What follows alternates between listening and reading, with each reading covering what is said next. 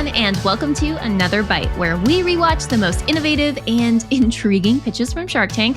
I'm Jorie, and I'm joined by Jon. Hey, how's it going? Today, we're going to talk about some dirty underwear. Whew! All after this brief sponsored break. It's February, which means love is in the air. But not if you're in a relationship with the wrong sales platform. Don't worry, Sales Hub from HubSpot is here to help. It's an all-in-one platform that helps teams prospect smarter, boost revenue, and scale better. Plus, it's easy to learn and free to start. What's not to love about that? It's time to break up with your old sales platform. With Sales Hub, closing deals is no big deal. Head to HubSpot.com/sales to get started now. So today's product is a product that's looking to solve the problem of fast fashion, which is Kent.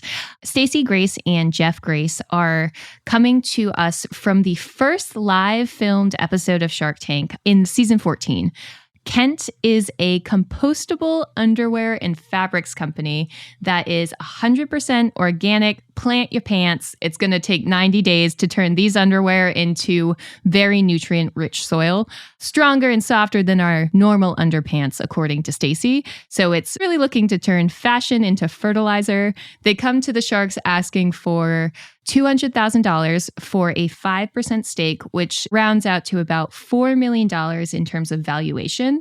I thought it was really interesting because I don't know if you caught this, but when they were first making their pitch, there was like this very weird scream when they first announced the numbers. And I feel like that just set the tone for like, what are we looking at? What is happening? Yeah, it was mob mentality. The thing with the audience is there's like no silent periods. It's just like people just yelling at each other about things and like fighting to get barbs in. I think the audience might have been artificially enhanced. The level of audience cheering, when they like panned to the audience, it was like, there's no way that crew is making this noise. They're piping that in. But I'm in on Kent. I'm all in. And I would push them to do a compostable underwear subscription service where every 3 months you get mailed some new underwear.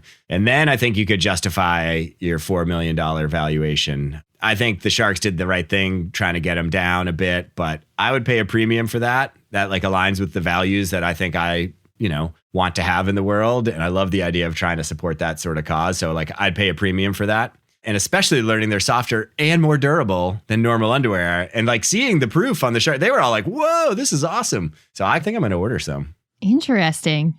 So you would pay $24 for one pair of underwear on the reg? Yeah, definitely. Wow. Okay. Yeah, I think premium undergarments are quite the category now. And I don't know, I worked in fashion for a little while at Trunk Club and we sold premium clothes. And it is shocking what people are willing to pay to get things that help them project a certain look or a certain set of values. And I think that those are the things you can sell on. You can basically sell on, looks and sex or values and, virtue signaling. And I think that these in theory do both, which is a double whammy from the getting people to pay more money spectrum in fashion.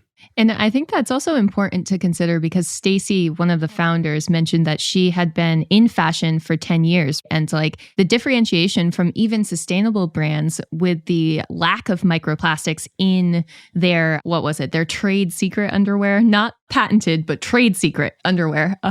Trade secret. Is different from anything on the market. Yeah. And the truth is with the margins that they have at $8 unit cost, which I think will come down as they start scaling up, that'll come down a bunch. And the price point they're selling at, they also have a lot of flexibility to, try and bundle, to try and like if you did a subscription, they could easily sell it at a discount. Like that $24 price point is purely them just deciding like this is where we want to anchor people, that this is what compostable underwear are worth. That's not a cost basis pricing model where they say, okay, cool, like we got to add X amount of profit on top of this. So I think it gives them a lot of flexibility to play with their prices over time. And I wouldn't be surprised if there's good value to be had by purchasing more than one pair at a time. Mm-hmm. And you bring up a good point about bundling because they mentioned to sort of like sweeten the deal. Yeah.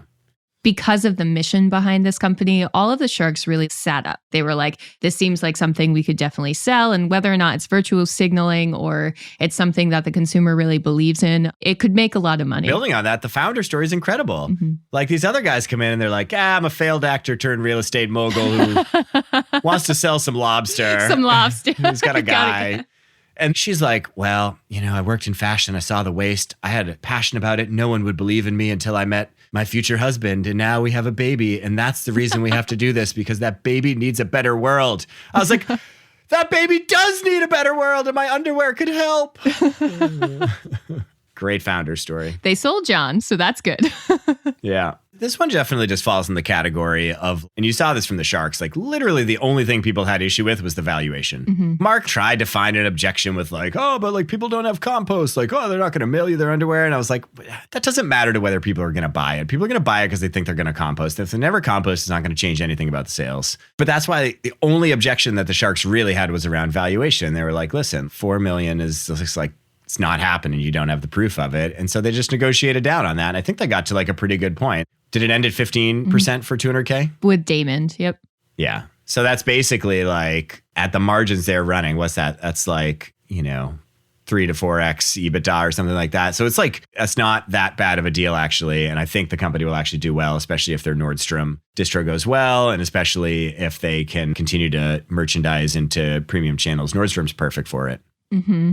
And what I think is also interesting is you mentioned it, Jon, I think the compost like take back program, that's something that I feel like might still be in its infancy with Kent specifically, but like more sustainable brands, especially ones like Madewell. I think Everlane also has like a take back program. I'd have to look it up, but it's becoming more and more popular to recycle your clothing. Yeah, we recycle all our clothes. Right. So like while it might sound weird conceptually, like who's going to send their dirty underwear back? I actually think that consumers are already interested in that. And while it might be underwear in this case, especially as they branch into things like t-shirts, into things like socks, most consumers would be really interested in that because it makes them feel better. Especially the next generation. Definitely. And it creates loyalty, right? Because even like Rothy's is a brand that does that, right? Where they make shoes out of plastic bottles and they take your shoes back. And like maybe 5 years ago, I wouldn't have thought about like sending my old used shoes back to a company to make more shoes. But hell yeah, send me the packaging. I'll send it right back to you. Yeah. Bonus if you get a 10% discount. Yeah. I think, I'm a sucker for trend reports. I love the start of a new year because all the trend reports come out. And I'm like, hell yeah, I got my week ahead done. I think one of the really interesting things about this next generation that's being surveyed and asked about, like their number one concern is the environment, just hands down. It has to be. It, like, my generation cares, but like not nearly like the next generation is like, you have foisted this garbage planet on us with all your choices. And like, we're going to turn it around. Like it's on us. And I think that it will really meet the moment. It's true. So it's a new business that's very much still in business in terms of whether or not it still exists. But according to their Instagram, they did really close this deal with Damon. So in terms of like handshake deals, it seems as much as we can tell that this one is still on the table. But it's interesting because even if those deals don't always pan out, the exposure of Shark Tank usually does really well, especially for like fashion retailers. Yeah. So I would chalk this one up as a success. They got a deal and they got the exposure. I was going to say, I have a new Christmas gift I'm going to ask for. Yeah. Listen, I think there are some lessons to be learned here, right? Kent is all about values. One question though. So I know that as we've talked about Kent, a lot of what we've also talked about is like this difference between like authenticity and virtue signaling, right? Or at least like kind of showcasing of values that makes everyone else think that you're so awesome.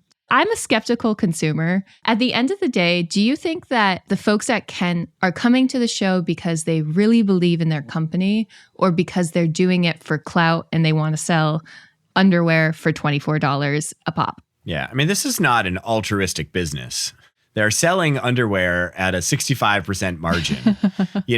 So we should just be clear here. If they are most obsessed with saving the world, they would sell their underwear at cost plus shipping. And that's what they would do because that would get it to as many people as possible and they wouldn't stress about it. They're selling it at a 65% markup. And so it's like, yes, it's nice when both work together. I think that is one of the things that could be really motivating to this next generation of entrepreneurs. And we see it in a lot of companies now is just this idea of like running a business doesn't have to be evil. It can also involve good. And I think that's a really positive thing for all of us to embrace because I do believe that business is one of the ways that we solve the biggest challenges in the world. I think it's really hard for non-business entities to really invest the kind of capital to tackle really big, meaningful challenges. And so I love seeing business continue to evolve to take on a broader set of stakeholders and represent a broader set of values. It gives me more hope about the world in the future than maybe the way business was viewed in the 1980s. So sell underwear, kids, that makes the planet grow better. If you're going to sell underwear, you might as well make the planet better. I think, both can exist together. Definitely. Do you think that they cared about which shark could bring certain expertise to their business, or they were just trying to get a shark involved? They were focused. I think it's really smart to go in knowing exactly which shark you want to get. I mean, they don't want this underwear on QVC. No one's buying this on QVC. This is not the channel for it. That's not the market. A lot of times the sharks drop out and they're like, I'm out. And you're kind of like, I don't care because I don't actually want your money, right? Like, you're not the person I need. That's totally fair.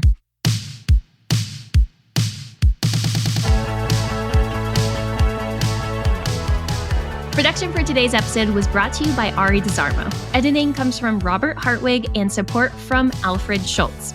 Subscribe on Apple Podcasts, Spotify Podcasts, or wherever you subscribe to the greatest podcasts ever. That does it for me. See you next week in the tank for another bite. Everyone is looking for help in sales, yet so few people are willing to give it. That's why I want to tell you about the podcast Surf in Sales, brought to you by the HubSpot Podcast Network. Hosts Richard Harris and Scott Leese have teamed up to bring their best advice for sales reps and leaders so sales professionals can be the best at their craft. Each episode is a hilariously honest, irreverent, and insightful conversation about what they see salespeople doing right and what they see them doing wrong. And yeah, there will be the occasional surf story as well. So if you hate buzzwords, but you love 100% transparency, you'll love Surf in Sales. Listen to Surf in Sales wherever you get your podcast.